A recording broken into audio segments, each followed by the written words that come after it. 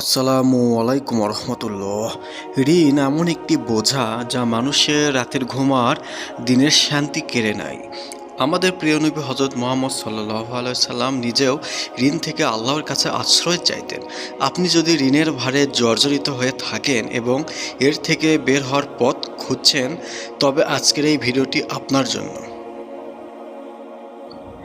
আমরা এমন কিছু মাসনুন দোয়া এবং আমল শিখব যা নিয়মিত জপলে আল্লাহ তাআলা অলৌকিক উপায়ে আপনার ঋণের ব্যবস্থা করে দিবেন ইনশাআল্লাহ।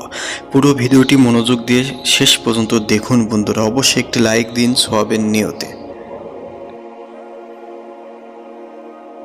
হযরত আলী রাদিয়াল্লাহু তাআলা আনহু থেকে বর্ণিত, এক চুক্তিবদ্ধ দাস তার কাছে এসে ঋণ পরিশোধের অপারগতার কথা জানায়। তখন হযরত আলী রাদিয়াল্লাহু তাআলা আনহু তাকে বলেন, আমি কি তোমাকে এমন একটি দোয়া শিখিয়ে দেব না যা আল্লাহ রাসূল সাল্লাল্লাহু আলাইহি সাল্লাম আমাকে শিখিয়েছিলেন? যদি তোমার উপর সির পর্বত পরিমাণ বিশাল পাহাড়ের মতো ঋণও থাকে, আল্লাহ তাআলা তা পরিশোধের ব্যবস্থা করে দেবেন। দোয়াটি হলো, আল্লাহুম্মা কফিনি বিহালালিকা আন হারামিকা ওয়াগনিনি বিফাদলিকা আম্মান সিওয়াক। প্রতিদিন ফজর নামাজের পর এবং বিশেষ করে সেজদায় গিয়ে এই দোয়া বেশি বেশি পাঠ করবেন বন্ধুরা। অবশ্যই পরীক্ষিত আমল এবং এই দোয়াটির অনেক পাওয়ার। আপনার যদি পাহাড় সমান ঋণ থাকে, আল্লাহ পাক রব্বুল আলামিন তা শোধ করে দেওয়ার ব্যবস্থা করবেন সুবহানাল্লাহ।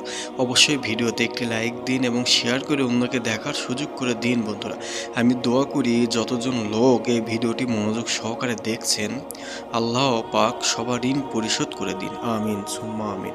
অবশ্যই কমেন্ট বক্সে আমিন লিখুন।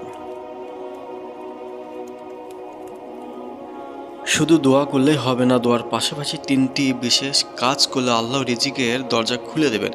সূরা নূহে আল্লাহ বলেছেন, যে ব্যক্তি বেশি বেশি ইস্তিগফার করে আল্লাহ তাকে ধন সম্পদ ও সন্তান সন্ততি দিয়ে সাহায্য করেন। দিনই অন্তত ১০০ বার আস্তাগফিরুল্লাহ পড়ুন, আস্তাগফিরুল্লাহ।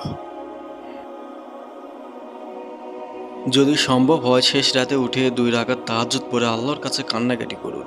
কারণ শেষ রাতে আল্লাহ তাআলা প্রথম আসমানে নেমে এসে ডাকতে থাকেন, কে আছো ক্ষমা প্রার্থনাকারী, আমি তাকে ক্ষমা করব। কে আছো রিজিক প্রার্থনাকারী, আমি তাকে রিজিক দেব। এই সময়ে আপনার ঋণের কথা আল্লাহর কাছে খুলে বলুন বন্ধুরা। অবশ্যই আল্লাহ পাক রব্বুল আলামিন তা কবুল করে নেবেন। আল্লাহ পাক রব্বুল আলামিন আমাদের সবাইকে ঋণ পরিশোধ করার তৌফিক দান করুন। এই আমলগুলো বেশি বেশি করার তৌফিক দান করুন। আমলগুলো অবশ্যই করার চেষ্টা করবেন বন্ধুরা, কারণ এগুলো পরীক্ষিত আমল। আপনার ঋণ পরিশোধ হয়ে যাবে ইনশাআল্লাহ। খোদা হাফেজ।